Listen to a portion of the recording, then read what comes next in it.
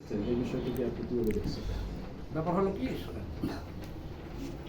উনি তো যে কোনো অফিসে যাইতেই পারে, তাই না?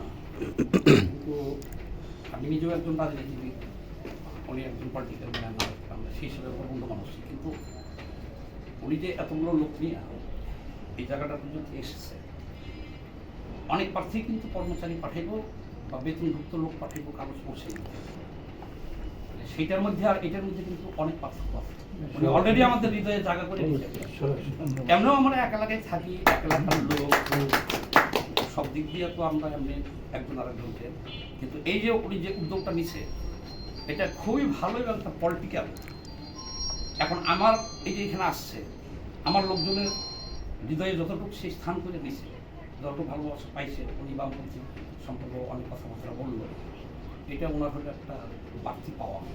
এবং আমরা বাংলাদেশের কমিউনিস্ট পার্টি মার্কসবাদী পক্ষ থেকে আমরা সাফল্য কামনা করি। পাশ যে করুক সেটা হলো পরে, এবং আমাদেরকে যেহেতু সম্মান জানাইছে, আমরাও তার এই ভালোবাসার প্রতিদান দেওয়ার চেষ্টা করবো। আমরা ভাই আমাদের এলাকার আমরা হুজুর আলম খান রবিন তিনি তার